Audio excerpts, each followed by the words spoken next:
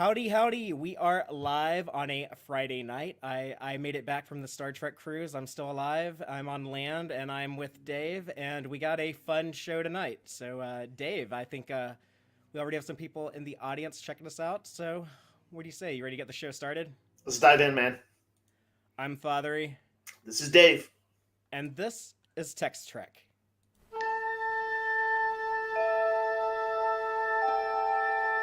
Engage.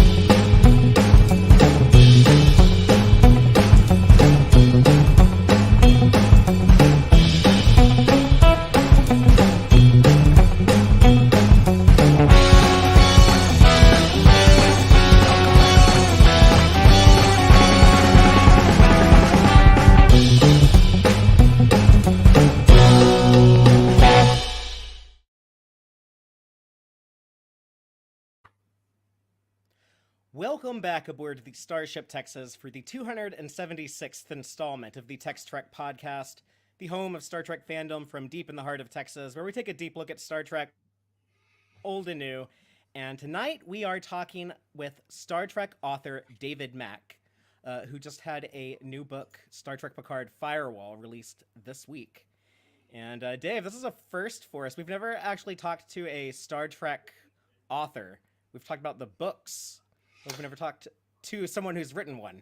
That's true, and I think we've talked about the comics, and we've talked to the editor at IDW, Yeah, but Heather Antos, yeah. yeah, but novels are new to us, and we've talked about this a little before, but like I grew up originally reading a fair number of Trek novels in the '80s and some in the '90s, so I've kind of had a foot in Trek books forever. Yeah, it's been a long staple of the fandom, going all the way back to like the early '70s, I guess, and help propping the franchise up when we can't always get the on-screen material we want. There's plenty of Star Trek on paper, so without any further ado, let's bring out one of these Star Trek authors. We are going to talk to the one and only David Mack. So, David, how the hell are you? Doing pretty good. How you guys doing? Pretty good, and it's an exciting week. We have a new Star Trek novel to read. So, Oh, yeah. There you go. He might know something about it. Well, How many Trek novels have you written? I think, if I remember correctly, Firewall is my 31st Star Trek novel. Wow, that's a wow. big Star Trek number, 31 and all. It makes me, at this point, I am the third most prolific author of Star Trek novels in the history of the franchise. Number 2 is Michael Jan Friedman, who is one ahead of me at 32. Mm-hmm. And number 1, unassailable, is Peter David with 45 Star Trek novels to his credit. Of course, in my defense, they were writing back in the 90s and the early aughts when Star Trek was producing 2 books a month, 24 books a year. Wow. We only do 5 or 6. It's a lot harder to get on the schedule and rack up credits over the last several years. So if I'd started 10 years earlier, who knows? Who knows where I'd be? There's time yet to catch up. Well, not as much time as you'd think, and not enough time to catch up on 45. Right. I'm hoping I might eventually eclipse Michael Jan Friedman and take number 2. Number 1, at the current rate, out of reach. Never going to make it. I'll be dead before I can write that many more Star Trek books. I knew you were going to say Peter David when you were talking about the most prolific Star Trek authors. I don't know if I'd ever heard someone like count them up before like that. But it's like, oh yeah, it's got to be Peter David. He's written so many. But the last time that I guess we talked about your work on the show was a few years back. You wrote the first of the Discovery tie-in novels, Desperate Hours, in 2017. Yeah. That was a fun read because it was scratching that Pike itch. We were all wondering like, oh, we have a 23rd century show. Like, show me Pike and Una and Spock on the Enterprise, and you were like, here you go, right here. The show's gonna make you wait till season 2, but I got you covered right here with the book. Well, I was told the show was never going to go there. Oh, interesting. So you're just like it was like an open for you to do what you wanted. I was hired to write that book, and I was asked specifically by Brian Fuller, the creator of Star Trek Discovery. He said, we're not going to be doing any stuff on the show with Pike or the Enterprise or Spock. He says, but, it's too important to ignore. So let's get it into the first tie-in book. And so the idea of having the Enterprise guest star in the first Discovery novel and having it feature Pike and Spock and Una, that came from Brian Fuller. That was a direct request. Between the time when I fulfilled that request and wrote the book and turned it in, and when the book actually came out, Brian left the show, was replaced by two new showrunners. And the new showrunners had different ideas, which is why season 1 ends with the appearance of the Enterprise and the entrance of, Pike and Spock and Una, who I was told weren't going to be there. Between that and changes they made in the pilot episode during final post-production that I didn't find out about until I saw it in a screening room in CBS headquarters in New York about maybe 2 days before premiere. I was told there was one set of circumstances that governed the death of Burnham's parents. And so I wrote, depicted it from her point of view in the book based on what I'd been told by Brian Fuller, based on everything I'd seen in all the scripts. Well, I turned in the book and, months later I see the premiere, in the screening room, and I see the scene and I realize that scene does not match the scene I was given. And I just sit there shaking my head going, God damn it, son of a bitch. Yeah. That sounds like, Trek canon in a nutshell sometimes. It just runs roughshod over the books whenever it wants. That's what it does.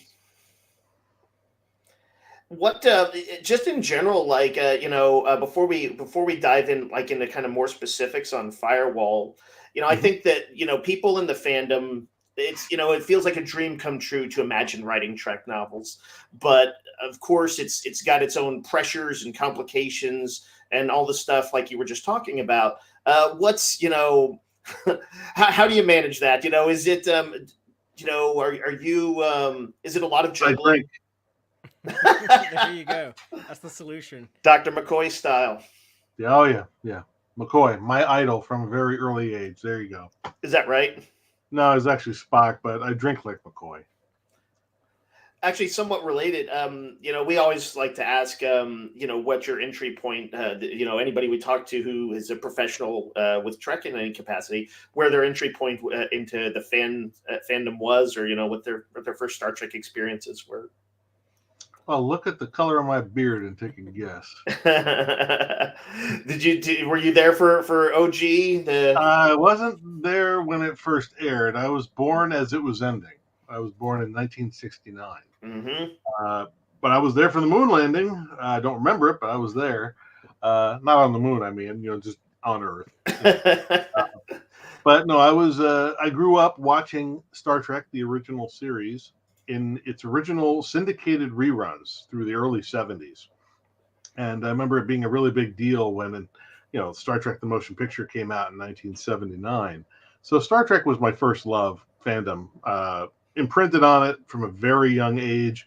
And so the ethos, the idealism of Star Trek shaped my worldview, my belief that, in what the world should be, how it should run, what the future should look like. That was all shaped by Star Trek from the very beginning. So I grew up with that. And then Next Gen came around when I was 18. It premiered as I went to film school. So just as I was embarking on screenwriting and learning filmmaking and directing and editing and all that, Star Trek had its revival. It came back, it roared back to life with Next Generation. And all through my 20s, my young adulthood, then there was DS9, which I got to write for. Voyager, which I sold the story to, but for reasons that had nothing to do with the story, it ended up not being made. So I basically worked for Voyager and for DS9.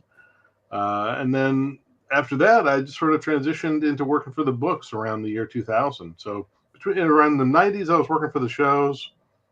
And then around 2000, I just sort of transitioned and started working for the books. And for viewers who don't know, it was a couple fairly notable DS9 episodes. Fatheree, you're going to remember the titles better than I Starship do. Down was that's The the first one that one. I really like. Is it? It's only a paper moon. Is That's that correct. That's season 7. Yeah. And the Which episode that my partner John and I sold to Voyager that ended up not being made would have been called Sick Bay if they hadn't changed it. That would have been a fun episode. But after you started working in doing like the Star Trek novels, you also like came back into some involvement with the TV shows though, because after many years, yeah, it took a long time. First of all, I had to wait through that long desert when there was no Trek on TV from around the end of Enterprise until Discovery came back, and that's a long time. That's what 12 years. Yeah, you're like keeping the faith, keeping the fire lit. That's what I do.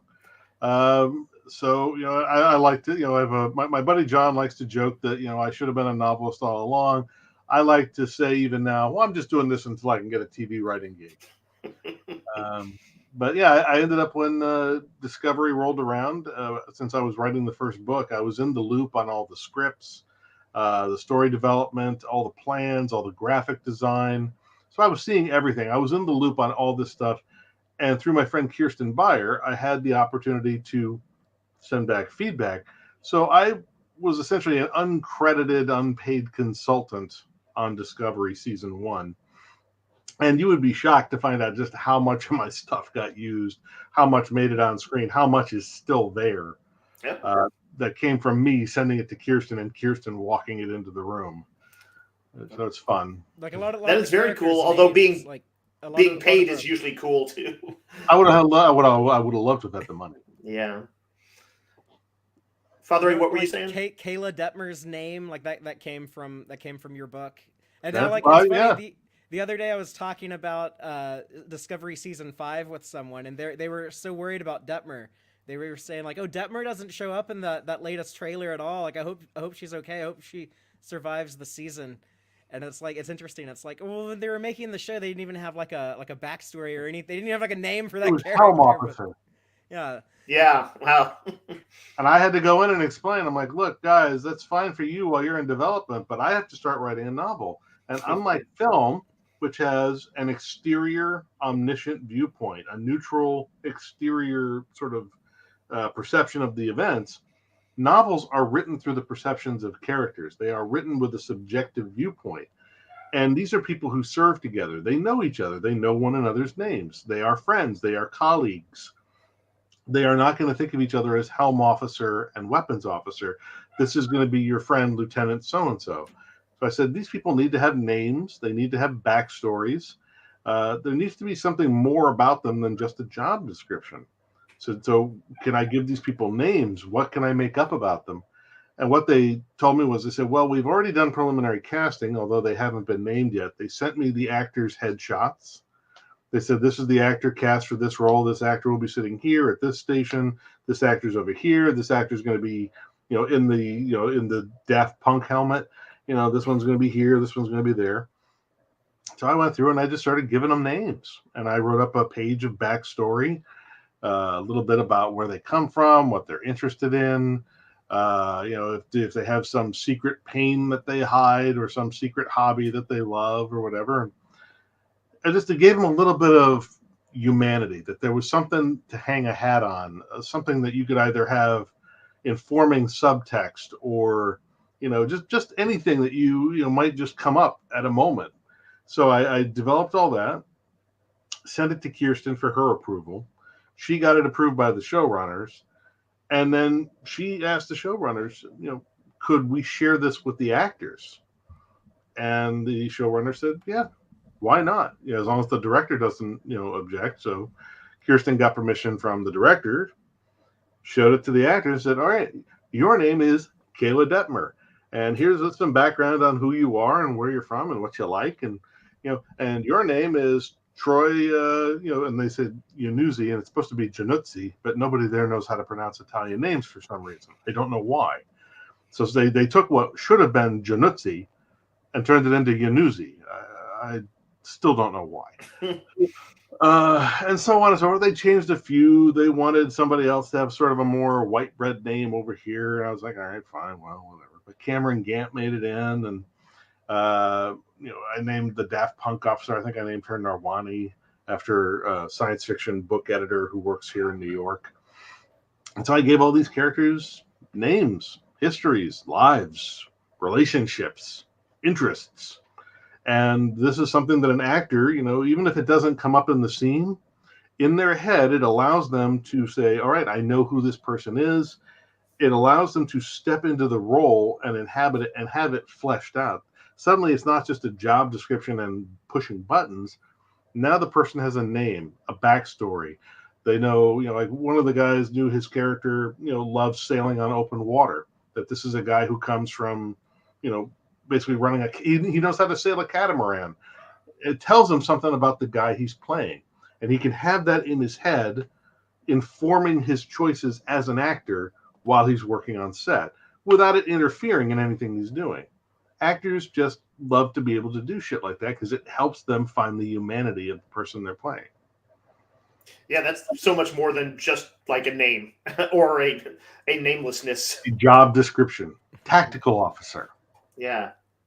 Well, after providing some consultation on Discovery, I know that you were very involved with the foundations of Prodigy, but did you have any involvement with Picard or Lower Decks or anything else like in between Discovery and Prodigy? Lower Decks, I was there as a consultant, mostly in name only. I didn't have the same degree of involvement that I had on Prodigy. Prodigy, I was working with the Hageman brothers right from the very beginning. I was working with them on developing the final pitch when they were making it to Alex Kurtzman.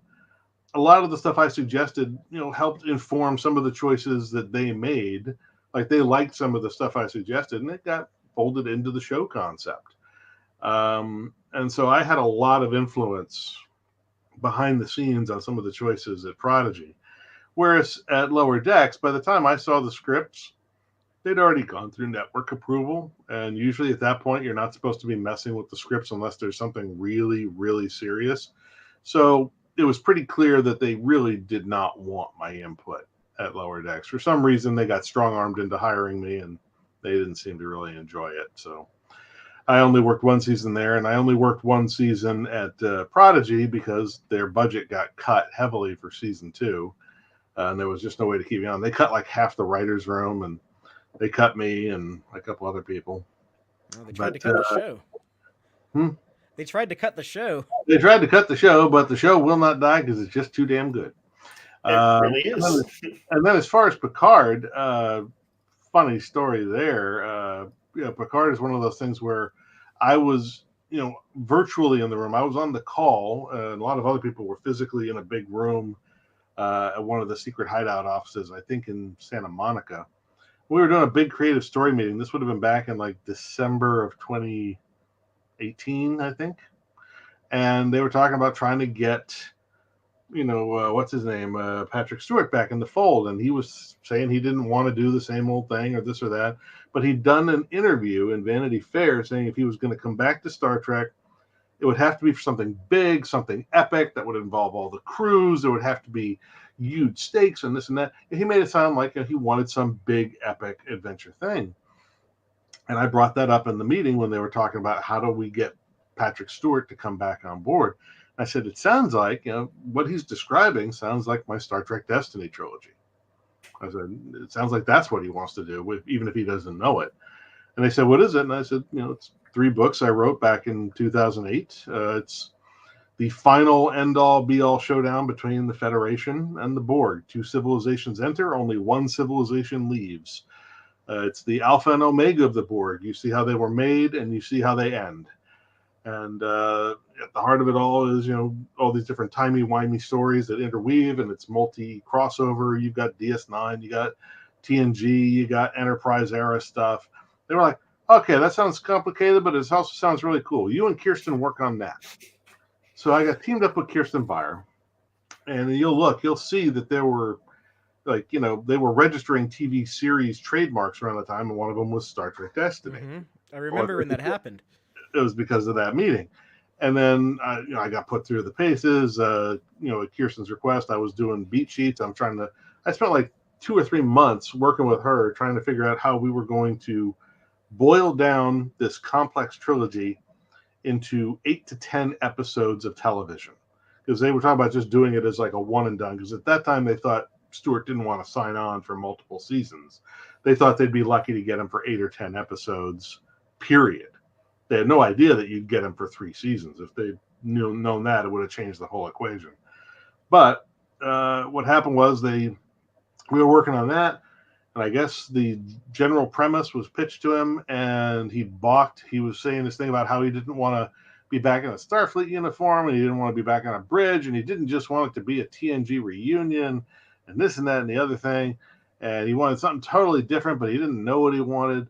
And at that point, that's when they brought in like Akiva Goldsman, they brought in Michael Chabon, they changed the whole concept. My name gets stripped off all the documents, and they come up with a new concept that they developed with Kirsten for what becomes Picard.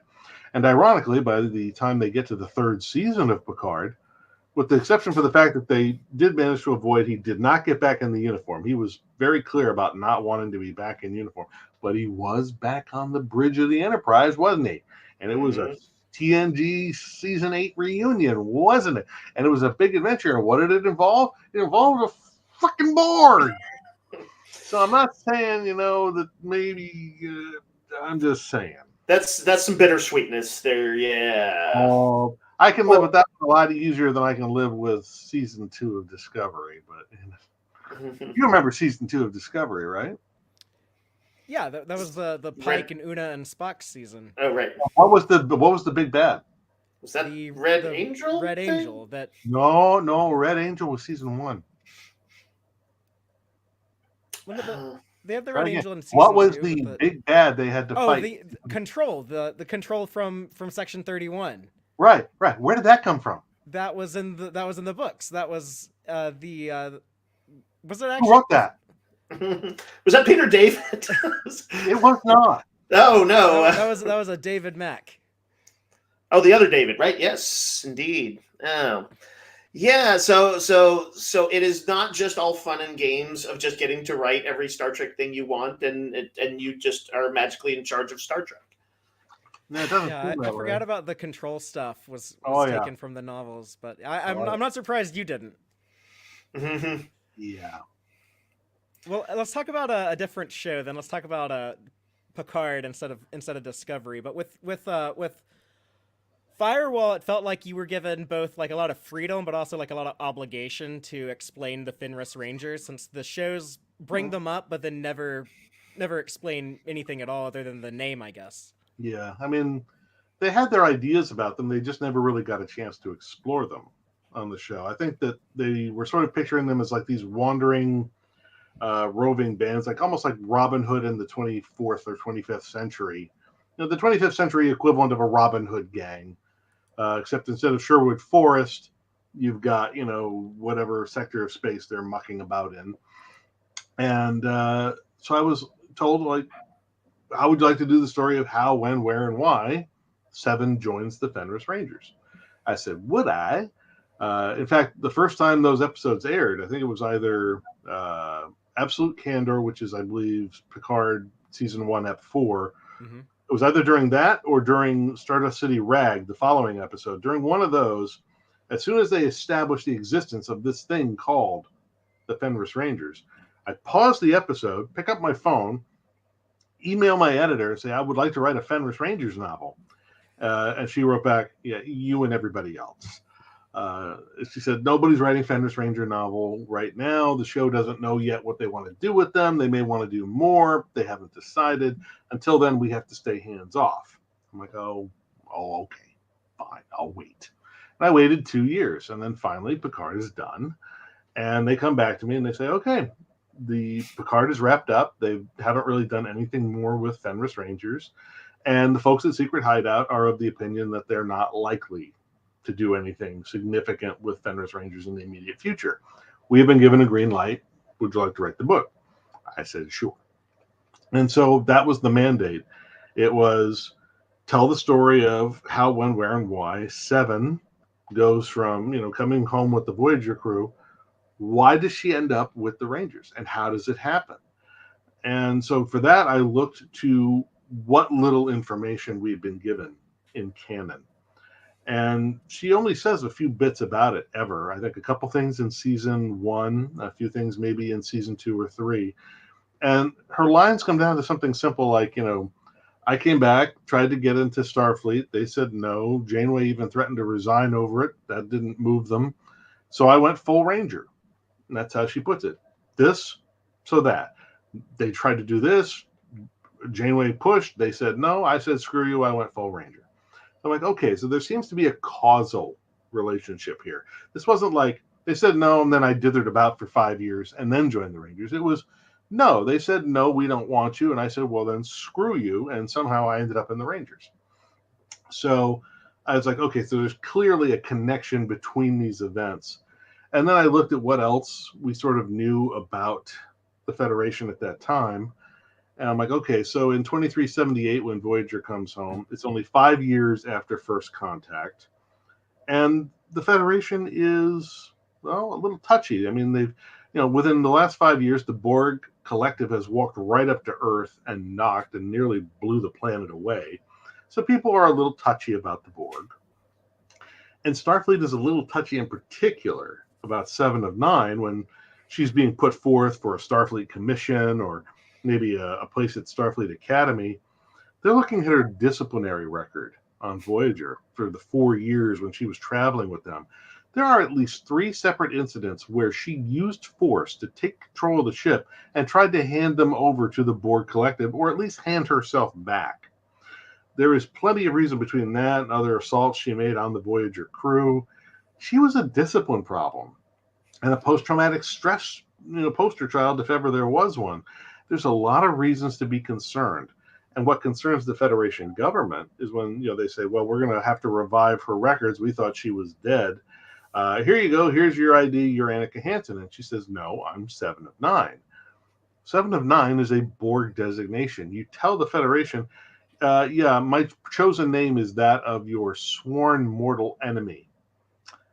Yeah, that's going to be troubling. That's going to be a problem.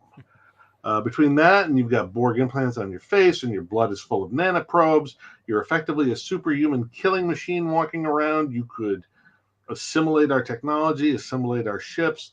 For all Starfleet knows, this was all part of a plan. Maybe she's a long-term infiltrator. Maybe this is what the Borg wanted all along, to walk, a Trojan horse in through the front door. They don't know. They're rightly paranoid. Earth nearly got blown away 5 years ago. These people have to be careful. So they don't give her the job. And people say, well, why did Icheb get in when she didn't? Well, Icheb wasn't assimilated as long as she was. And from the point where he was liberated and was sort of put into the mix on Voyager, he was a model citizen. No acts of rebellion, no insurrection, no attacking the crew, no trying to hand them over to the Borg. He didn't hijack the ship at any point that we know of. He was a model cadet, and look at his name. He took back his name, Icheb. He didn't stay as like 4 of 16. He's Icheb. He has chosen a name that says, I am no longer Borg, whereas 7 of 9 is saying, I am still Borg, or at least I still identify on some level. So there's cultural issues, there's pragmatic, tactical issues, strategic issues. There's just paranoia, but then there's also just some intrinsic latent racism of it. I mean, humanity has clearly proved that by the late 24th, early 25th century, it's still not above making knee-jerk judgments. Look at how they treat synthetic intelligence, how they treat the synths. They wind up outlawing all synthetic artificial intelligence. They wind up outlawing Soong-style androids. They make incredibly bad social decisions, and they do them in some of the most reactionary ways. And so I looked at all that, and I said, that's all got to come into play. She's going to have to react to that. And then when you look at the fact that her Borg identity and the whole issue with her being dead named, which we saw in Picard season 3, 7 on many levels is iconic as, she's an icon to the queer and trans community. Many aspects of her identity and her story can be seen as allegories for trans identity or queer identity and the sort of prejudice that they face in society. So I wanted to lean into that, especially since Picard firmly and canonically established that by 20 years after coming home, Seven has embraced her identity as a queer woman. So this is obviously an evolution that she went through. This is a change that had to take place at some point. And I sort of just said, all right, this is going to have to all be part of the journey. And I realized that what I was writing was not just a story of how she gets a new job, that what I was really being asked to write was a coming of age story. This is, the coming of age. This is 7 of 9, realizing she's never going to be welcome at the world she was told would welcome her. She's not going to be welcomed into Starfleet. She has to separate from the sort of surrogate mother figure that Janeway has been. And she's going to have to go out into the world, find out, establish her own identity, find her own place, find her own path, find a job, find a place to live, find a purpose in life. And she's going to have to find a place that accepts her for her. And that's something that, I think is universal. And it's something we all have to go through at some stage. At some point, you leave behind adolescence, you move into adulthood. And part of that is you have to sort of separate what your parents want for you and figure out what you want for yourself. And you've got to leave the safe shelter that they provide you. And at some point, you just have to go out into the deep end of the pool and swim. And you're on your own. And that's what this story is about. It's about Seven going out there at long last and just making her own way. This is, I think, a good example of like what the books can be so good at, is capturing a little bit more of that internal life and adding some nuance to, it's not just Starfleet is the heavy, they're the bad guys, and, just reactionary, that they've got some, reasonable thoughts on this matter. There is some latent racism for sure. And that was, I think that's going to be exciting for a lot of people to see that journey. I thought it was one. Yeah, that's interesting because Seven fits into that Trek category of these somewhat outsider characters like Spock or Data, who often have been stand-ins for people who are neurodivergent or just have any sort of social awkwardness or whatever. And so it's an interesting both quality and responsibility, I think, to writing them. Mm-hmm. I would agree with that. Something I noticed is that the books can push a little bit more boundaries sometimes than the movies or TV. And now, not necessarily, Picard and Discovery were getting, they could drop an F-bomb. They could get a little bit more out there. But you've got a little bit more leeway. There's an incident early on where Seven finds some anti-Borg graffiti, and it's pretty profane and pretty intense. And I thought that hit hard and good. Like it was meant to hurt a bit. It was meant to sting, and going the little bit extra mile with the profanity felt fitting. Well, it wasn't that it was that shocking a word. It's just that seeing that sentiment expressed on Earth in the 24th century is what's shocking. It's the fact that right at the beginning of the book, she's staying at this, house, this beach house down in South Africa outside Cape Town. And Janeway comes to visit her, and Janeway's trying to figure out, she's telling Janeway, I'm leaving Earth. And Janeway's like, why? Why do you feel you have to leave? And Sam says, let me show you something. And she walks her outside and shows her the side of her house that faces inland, and someone has graffitied her house with "Die Borg bitch." And it's the hostility of the sentiment. It's the violence intrinsic in it. That's what makes it shocking. It's not even really the profanity of it. It's the clear violence of the intent. That's what makes it sort of just unsettling. And that's when she points this out to Janeway and says, the local constabulary shows no particular interest in solving this. Is it any wonder then that Seven doesn't feel safe? She doesn't feel welcome. This is not going to be home. This is not a place where she can be the best version of herself. Well, this is a good opportunity to talk about. She finds a sort of surrogate crew, a new crew, I guess, in the form of the Rangers, and you get to introduce some new characters. Let's see, Harper is her trainer. There is a a love interest and co-ranger in Ellery, I think. Ellery Cade. Yeah. Do you want to just like tell us just a little brief thing about some of the rangers that fit into this mix? Well, as you said, Keon Harper, who I modeled after Jeff Bridges in The Old Man, the FX series, The Old Man. He is her mentor. He's the one who walks her into the Rangers, sponsors her basically her application, because she saves his ass. She's told to spy on him and infiltrate the Rangers, but she sees he's walking into an ambush, and she is, in many ways, the daughter that Janeway raised her to be. She can't see a guy like this going into certain death and not do anything to help him, so she blasts her way in and saves his neck. And, well, he's more than a little grateful, and he thinks, maybe she'd make a hell of a good Fenris Ranger. And Seven starts to think maybe she would. So he walks her in, and the first thing, one of the first people she meets when they arrive at Ranger headquarters on Fenris, she meets Ellery Cade, and it's like this electric love at first sight kind of a moment. The soundtrack that'd be playing in both their heads would be Crimson and Clover by Joan Jett. So there's clearly an electric potential connection between Ellery and Seven at first meeting. And then they meet some of the other Rangers, like Lucan Sagasta. He's described as dark-skinned with a big, bright, white Cheshire Cat smile. He's the hotshot, the daredevil, the joker, the ladies' man. You've got Jalen Parr, who is Ellery's partner when we first meet them.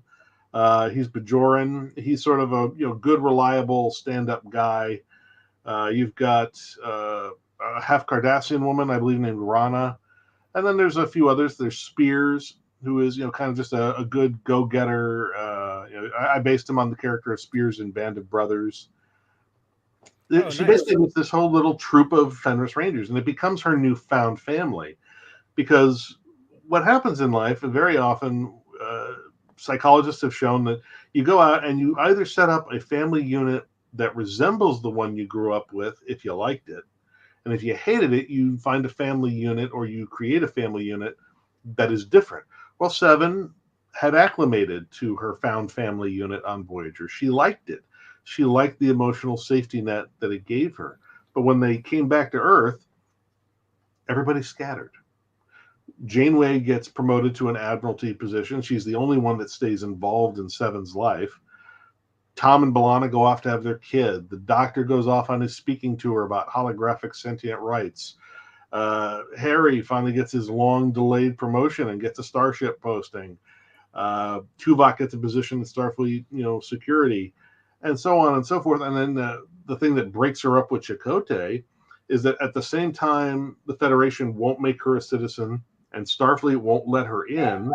He gets promoted. He becomes a captain and gets put in charge of the Protostar project, which is ultra classified, total top secret. And she's been shut out. So she's filled with all this envy and resentment. He was a goddamn McKee, and he's now in charge of the Protostar. But her, probably one of the most capable people ever to walk in their front door, she can't get a job.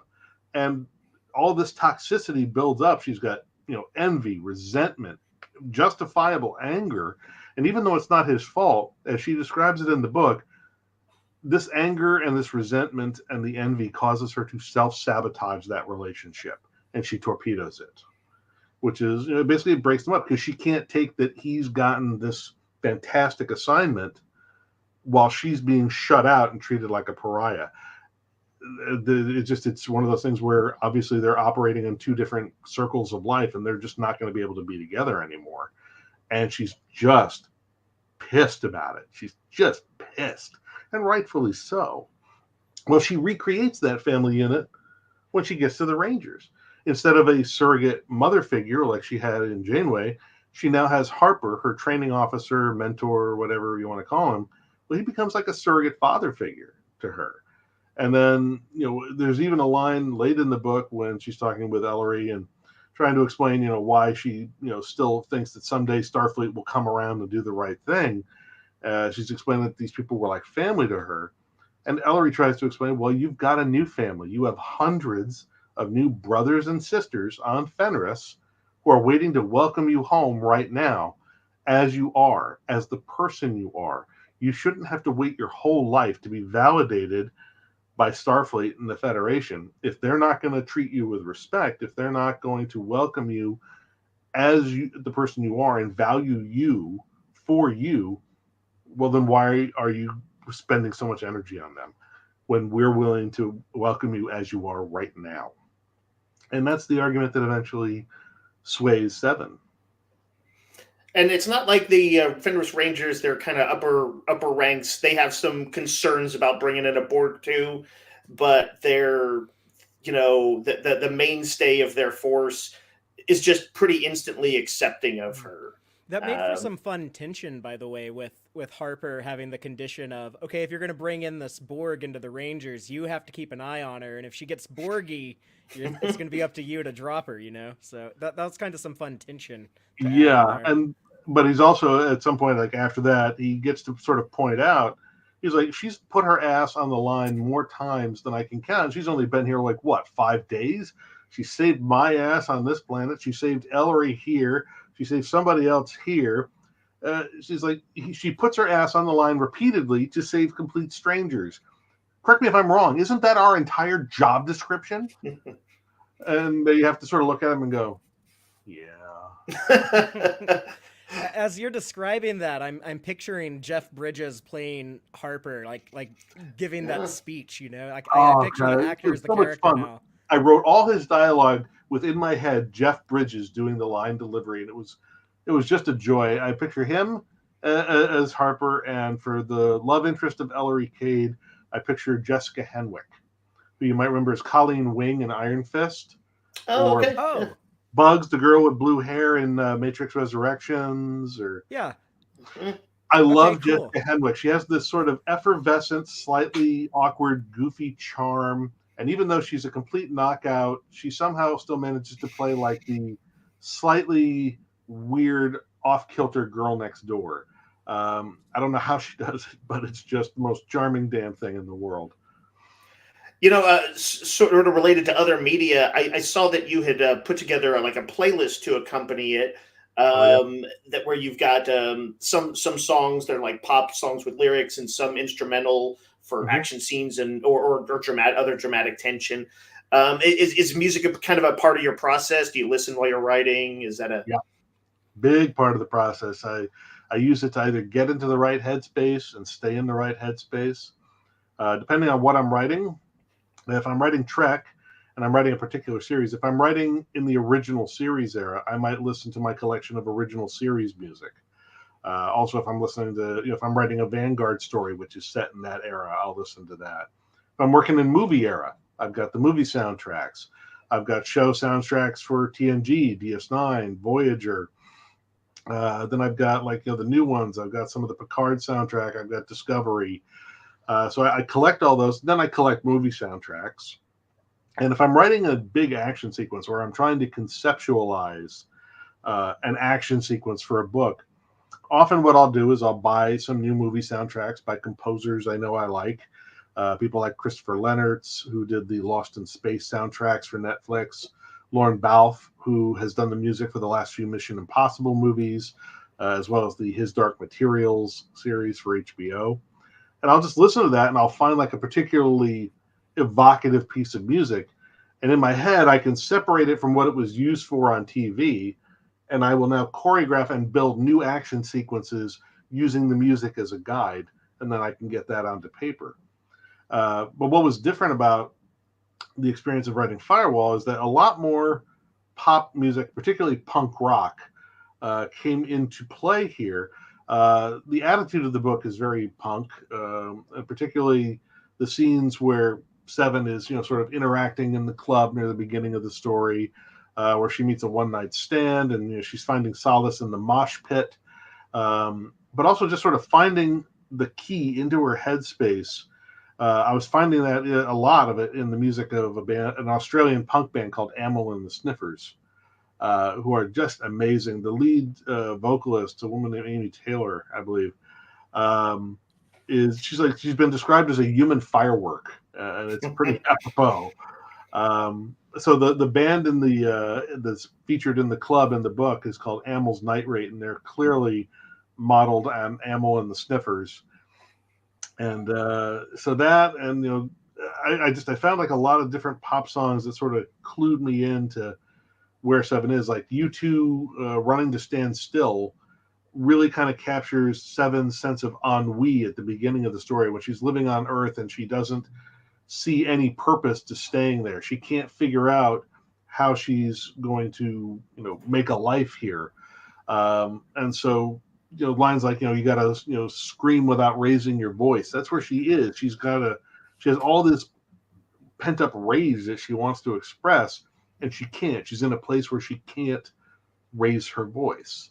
So she's got to get out. And then she finds like this haven, in this queer punk bar, on this beat up, planet, in the city of Starheim. And it's a mosh pit. And, she finds, the woman who at one point, while trying to be taught to dance, nearly broke somebody's arm on Voyager, figures out that the place for her is a mosh pit. It's like, yes, finally, a place that makes sense to her.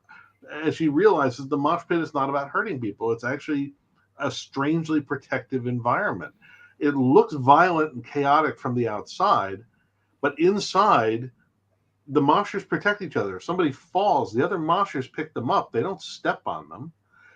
There's a weird kind of a collective, attitude that goes on inside the mosh pit, which she finds comforting. It's a place where you can be anonymous, you can vanish into the chaos and just become part of it. And she loves that. Suddenly she's found a place where she can just be her. And a lot of that sort of journey, that part of her journey, I found in the music. And then in particular, to sort of summarize the journey that she goes on, if the beginning of her journey is U2's Running to Stand Still, the conclusion of her journey is Joan Jett's Bad Reputation. That's a song that, just like her, gives absolutely zero. Can I swear on the show or not? Yeah, you can swear. She gives absolutely zero fucks. Zero.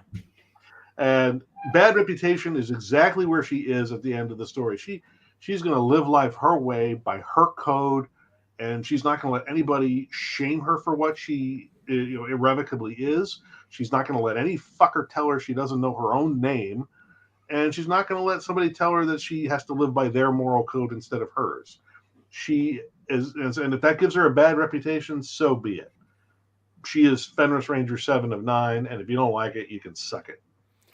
I do really enjoy the arc of how the book opens. It does feel like, oh, this is the 7 at the end of Endgame, Voyager Season 7, and then you get to the end of the book, and it totally naturally feels like, okay, we've come to the, what the hell, Picard, you owe me a ship, 7 that we meet in Picard. Owe me a ship, Picard. Yeah. I feel like we have to touch on the action side of this, because like when 7 cuts loose, it is like when Data goes into action or something like that. This is what Starfleet missed out on in their bad decision, is that she can be extremely effective in like combat situations, and they have you've set up a very nasty foe, a sort of local, very nasty warlord with big Trek level scale to his kind of grip over a sector. Yeah. An Antikin, no less. That was good use of the universe, bringing back the Antikin species. The funny thing is, I mean, in the end, as a tactical opponent, he's not really a match for her. What is daunting to her about him is that he has money, he has resources, he's got layers of protection around him that make it hard for her to, get at him and bring him to justice. And what really thwarts her about him is the fact that he represents a moral assault to her. It's just the pure, unadulterated evil of the things he does. And what's odd about, well, not really odd, but it's sort of ironic in that some of the evil he does is part of what eventually breaks her free from her sort of slightly stilted emotional place where she is at the beginning of the book. Like where we find her at the end of Voyager, where she's still grappling with human empathy as a concept. What breaks her through is when Ellery shows her what's left of this colony that this warlord has wiped out, and she's showing her this dry river gully, which has the sun bleached, dried out bones of 80,000 murdered people lining this gully. this is what breaks Seven emotionally. It's like suddenly, she collapses. She's on her knees in front of it, and she lands on it with enough force that the bones crumble under her. Now she's got this filthy, greasy ash, like blood on her hands. And this is the moment where you can't look away anymore. This is basically confronting, a war crime, a genocide, and you've got it on your hands. And suddenly she is in touch with all of her guilt about all the things that she was used by the Borg Collective to do. She has to ask herself, is this the kind of monster that I am? Is this what I was? And then she's also just hit by the wave of empathy. It's like suddenly empathy, this concept that she has found so difficult to wrap her head around and open herself up to, just runs her over like a goddamn truck. She has that moment of insight. This one life is the same as my life. It's just as valuable. But if I can say that about one, I can say it about 10. If I can say it about 10, I can say it about 100, 1,000, 100,000, a million. And suddenly, there it is. The floodgates are open at the worst possible goddamn moment. It's like, if you're going to have the moment where you have the final awakening to empathy, try not to do it at the scene of essentially a Holocaust-level massacre. But that's where it hits her. And fortunately, she's got Ellery Cade to pull her back from the edge. But it's also what sets her, gives her a sense of mission. She now sees the kind of evil that she's up against. And it gives her that sense of mission. I must find the source of this evil, and I must crush it. Yeah, it radicalizes her. It galvanizes. radicalization. Yeah, it radicalizes her. She says, this is what I'm fighting. So it's great in that respect. So that's what wakes up her empathy and sort of catapults her. This is, the big moment. This is the transformative moment that changes her from who she was in Voyager to who she's going to become in Picard. Not as much as, say, the tragedy of losing Icheb is eventually going to, but in terms of opening her up to her humanity and leading her into a new phase of her life, and making up for all the lost time that the Borg took away from her. They took her childhood, her adolescence, and her young adulthood. The years we all take for granted when we're figuring out our lives, who we are, who we like, what we like. She lost all of it. And at 32, she's got to start from scratch and figure out her self-identity and everything else. I mean, she's got quite an uphill fight. Yeah, and then she has like a shitty job at the Amazon factory she's got to deal with too. So yeah, but it's still a little collectively-ish, just enough to get her by. Feels like being back in a Borg cube. She likes the anonymity. Mm-hmm. She likes the symmetry and the precision of all the moving parts of the machine. It's predictable. But again, what she doesn't sort of realize is that she's not making progress, that she's simply repeating old patterns. It's almost like being back in the recharge alcove, but different. And this is not progress, but she's not seeing it yet. Just as like the one night stand with the girl she meets in the bar, she's striving, she's yearning for connection, for intimacy, for something real. And she's finding something tawdry, something temporary, something that is not satisfying. It's verging on self-harm, but again, she doesn't see it yet. She senses something's wrong, but she can't name it. Until she finds something better, she's not going to realize what it is that's wrong with what she's got. That is a deep dive into the character. Did you need to do any prep for it? Did you rewatch Voyager? Did you feel immersed enough? I had to rewatch a bunch of episodes of Voyager. I had to sort of go through all the research that had been compiled upon her in Memory Alpha, Memory Beta. I conferred heavily with Kirsten Beyer, who is the co-creator of the Picard TV series, but for a long time was the writer in charge of the Voyager books, the post-finale era Voyager books. And so she had written a lot of stories involving Seven and Janeway. And so she knew these characters really, really well. She's very invested in them for all the years she put in on the novels. And then, of course, as the co-creator of the Picard series and that incarnation of Seven, I mean, who better? So she vetted my story outline and she gave me some feedback. And she and I talked at length about, what did we see as being Seven's journey, and how does she want Seven depicted? Some of the things that changed from early drafts was that originally Seven, had a body count by the end of this thing, and Kirsten said that's not who she is. This is the protege of Janeway. She's going to be more heroic, and we don't want to see her taking lives. She's not the killer that we're going to see in Picard, because Icheb hasn't been killed yet. That moral line is something Seven doesn't want to cross yet, and we don't want her to cross it. I said, okay. And that note, although it would have seemed like the sort of thing that would be like, tying one's hands, in fact, led to one of the best, decisions that I had in the book. When she's being attacked, near the end of the book, and one of the big climactic action sequences, the original idea was it was going to be her up against a bunch of commando types. But how does she get out of that without actually killing these guys? And I'm like, well, okay, then don't have her fighting flesh and blood. Put her up against something even more brutal. Get the incarnation of like everything she doesn't want to be anymore, the machine part of herself, the Borg. Create these drones that are basically Borg killers, gigantic rhinoceros-sized, mechanical spiders that have been designed by the Federation to specifically wipe out Borg, and put her up against 4 of them. It's like sending 4 tanks to kill a cop. I'm like, this is beautiful. This is overkill. It's a mechanized foe, so she's free to damage and destroy them at will.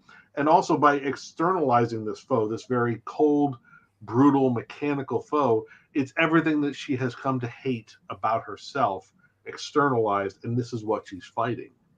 So it was one of those things where this sort of seeming restriction, she doesn't kill anybody, suddenly led to, my God, this is a beautiful poetic way to address thematically, the fight of her life. And so we really sort of dug into that. We dug into her relationship with Janeway.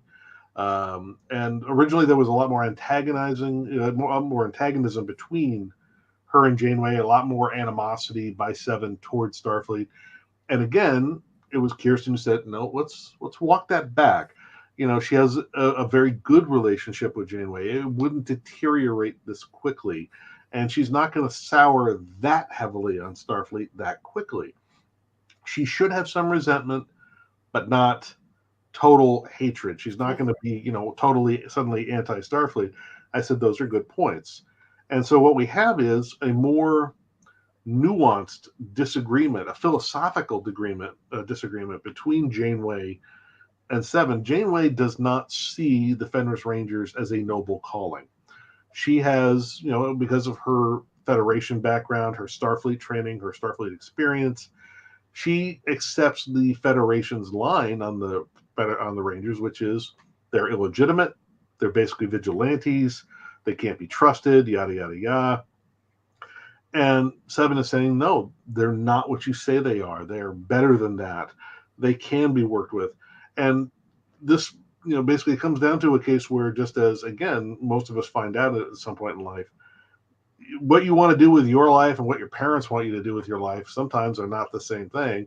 And at some point, assuming adulthood, making that transition from being their child to being your own adult is the point where you say, I understand your objections, but it's my life, it's my choice, and I'm doing it my way, and you're just going to have to trust me. And if you love me, you'll trust me.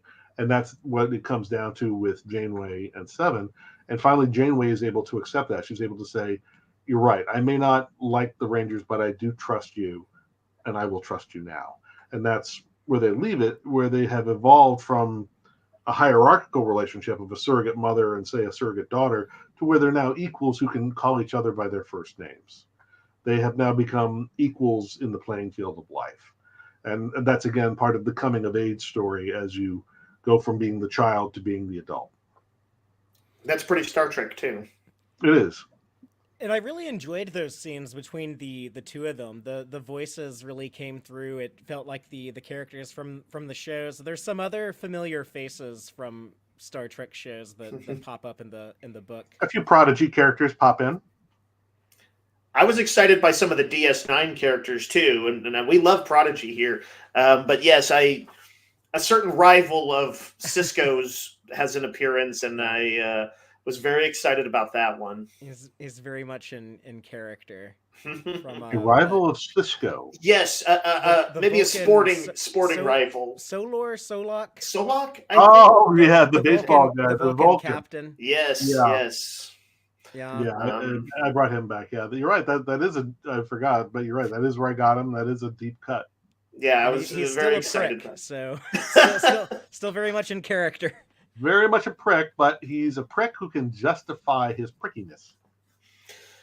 The Vulcans seem to have an ability in that for that gift. sometimes. They have a gift. With the characters that you created, though, like I don't want to give anything away about who makes it out of the book, who doesn't. People should go read it. It's a lot of fun, but it does kind of feel like there is sequel potential with this book. I'm sure the dude who, as soon as he heard the word Fenris Rangers, was on the phone with his editor, like, "Can I write that book, please?" I'm sure that there are plans in your head for more of these characters. I wouldn't say plans. I don't have any plans to write a sequel to it or even pitch a sequel to it. I would want to try something else my next time out. I'd love to get a Strange New Worlds book if that was possible. But if the editors came back and said this worked out really great, or the sales on this were terrific and the critical response was great, we'd like another Fenris Rangers 7 story. Well, then, yeah, sure, I'd go and I'd try to think up something that was worth doing as a follow-up to this. It would have to be very different. Part of what I loved about this story is the fact that there is something really iconic about it that makes it a standalone. You don't need to read anything before it or after it or during it to get it. It simply is. If you've seen the end of Voyager and you've seen Picard, you got enough, and you can just jump in, and this is a story that I think everybody gets on some level. It's about growing up. It's about leaving home. It's about figuring out who you are and what you want to be in life and overcoming the obstacles that stand between you and the life you want to live and the person you want to be. A sequel to that? Not impossible. I have no idea what that would be. But if somebody comes to me from the publisher and says, "We want you to write it, and here's a stack of money," then I say, "Okay," and I'll get on that, and I'll have you an outline in 3 weeks. That's my job, and that's what they pay me for. And I know, obviously, we say we don't want to give any spoilers about who lives, who dies, who doesn't. But I will say I know that there are some tropes that queer readers of science fiction and fantasy have come to dread, especially when they hear about a story like this.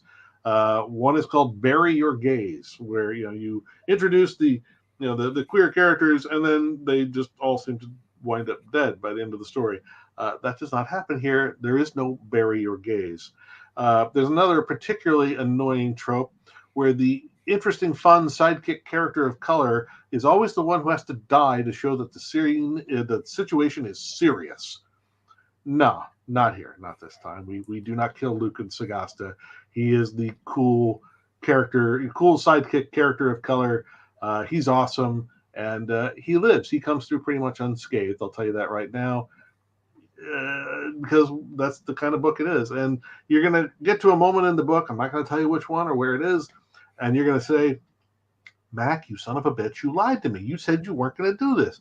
I'm going to walk you right up to the line. You're going to swear to God I've lied to you." And then you're going to look at it and you're going to go, "Oh, no, he kept his promise. Okay, good. All right. Okay, sure. Nice, good." But I'm going to walk you right up to the line.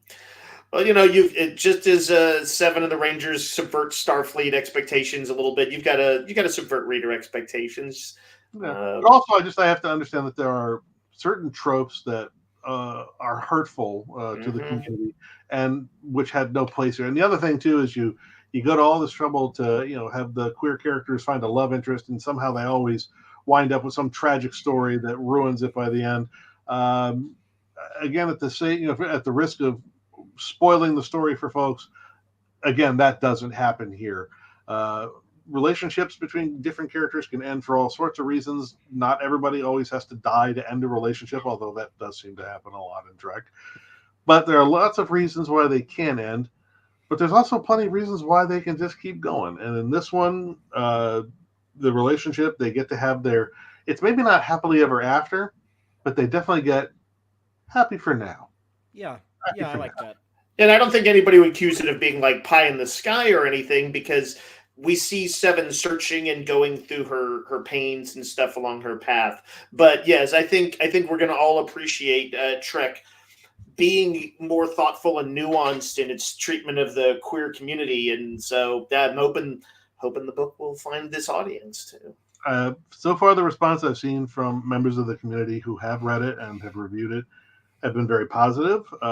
They've felt pretty good about it. I'm hoping that will continue to be the case. I guess we'll find out. I guess we'll see. That's exciting to hear. David Mack, is there anything else you want to tell us about Firewall? No, I think we've covered a lot of it. It was just that, damn, it was a heck of a writing experience. It was a very deep dive, and I hope that readers of all backgrounds, all persuasions, dig into this and just feel that I've captured something true, something essentially human about Seven and her journey. As long as we find that there's something emotionally true in it, then I'll feel like I've done my job, and I hope that that's how readers feel. Remind me, it had a very lovely dedication at the beginning. The book was dedicated to, for everyone who's ever been made to feel like an outcast and has become stronger and better for it. And there you go. And at the end of the book, if you look in the acknowledgments, you'll see that I do say specifically for all the members of Star Trek's LGBTQ community, this book's for you guys with love and respect. That seems like a good note. Shall we wrap it there, Fatheree? Sure. Thank you so much. Say goodbye, Star Trek author David Allen Mack. Bye, guys. Thanks for having me on. It's been great. So that was a lot of fun. But folks, if y'all end up picking up Firewall, please reply or talk to us in the Discord and let us know how you felt about it. We would love to keep the conversation going. Yeah, I saw several people in our comments getting kind of pumped up for it. Or Aaron's already he's doing some reading on it, so he's gonna be going through it. Yeah, and 7 and 9 is like a character I grew up with as she's one of my favorites of all time. Sure. Just on Voyager, and so it was fun for me to. I don't know if I've read several Star Trek novels over the years, but I don't know. I haven't read a ton of Voyager novels. I don't know if I've ever read something that was so 7-centric. So it was just a fun experience getting to live in one of my favorite characters' heads for a few hundred pages, and it was a. Yeah, I was particularly happy with the voice for Janeway. Kind of for some of the same reasons. David Mack mentioned. She didn't feel like, I was a little worried that in setting Seven against her, that she was going to kind of get punked out, she would have to be the bad Merle. Yeah, she would have to be too big of a dick. Right. And so yeah, it was very cool for me to see her. I thought, again, her voice really came through. Everything I heard there felt like something I could really hear Janeway saying. And yet, these characters still, there's some clashes. But yeah, that was one of the things I really liked about it. Well, I want to give a big thank you and shout out to all the lovely Tex-Trek Patreon supporters who make the weekly live show possible. So that's going to be Starfleet Sohel, Cake is Eternal, Crazy Dutchie, Joanne Robertson, John Dog, Geek Filter, Old Grey Trekkie, Quark Spar, Stephanie Durantas, Braxton, Chuck A, Joel Morrison, and our anonymous supporters. Thank each and every one of you so much. And did I add Matthew Averett back in there? But if not, Matthew Averett also back in the patrons. And next week, Dave and we will begin our road to Disco Season 5. The final year of Discovery is almost upon us. Just a month away. So We have we're going to. Is this our week? Is this where we'll be discussing the previous season? Or Yes. like, yes. We never did like a big like season 4. Let's just talk about like the entire season as one whole thing because we were so busy in 2020. When was that even out? 2023. Oh my god, who can remember a 2022, pandemic? Yeah. A pandemic happened. Disco season 4 was 2022. That's the last time we've talked about it. But there was so much Trek that year. Yeah. But yeah, we're gonna talk about season 4, and then we'll be hyping up season 5. We need to do like a trailer breakdown at some point. I don't know. Do people want that as the trailer? As the trailers went out so long, do people still need that? There's like 3 trailers, or I feel like I've seen like 3 clips at least. There was like a new trailer just a few days ago. You Right. might have seen that one. Yeah, I've watched it once, but I was kind of trying, even for me, to not absorb too much because we're coming up on it. I'd rather not recognize a scene and be like right before something happens to remember, oh yeah, this is the thing from the trailer. So I'm sort of trailer embargoing a little bit, but obviously I'm fine with if we decide we want to do a little bit of a deeper dive on it, we can do that. But there will be a live stream probably Monday night. If Sohel's in the live audience, so he can tell us if that'll work or not. But if anyone wants to hear a Star Trek Cruise 2024 breakdown, I can do that with Sohel Monday night. And otherwise, we'll be back on the show as usual Friday at 7 p.m. Central and available to listen to on podcast platforms anywhere. And maybe some reports from the Discovery premiere at South by Southwest coming up in a few weeks. We're still trying to sort things out. I don't know. Maybe we'll be there. Maybe we won't be. But that is premiering on March 11th.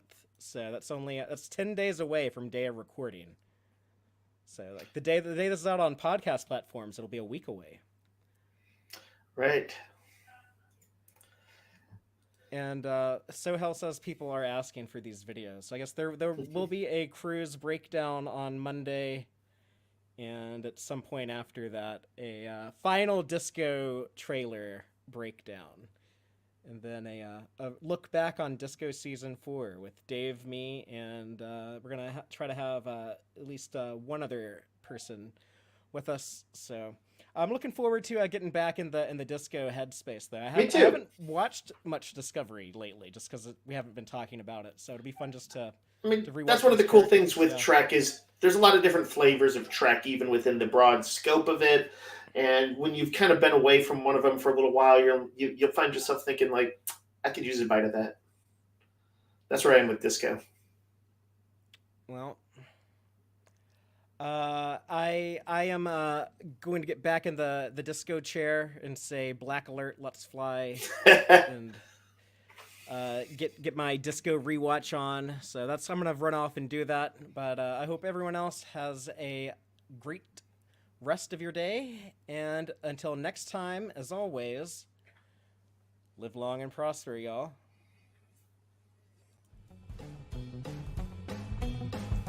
Listen to the Tex-Trek podcast through Apple Podcasts, Google Podcasts, Spotify, or at tex-trek.com. Like us on Facebook at facebook.com/tex-trek, and follow Fatheree on Twitter at TXTrek. Please support us by liking our videos and subscribing to our channel on YouTube. Thank you and take care.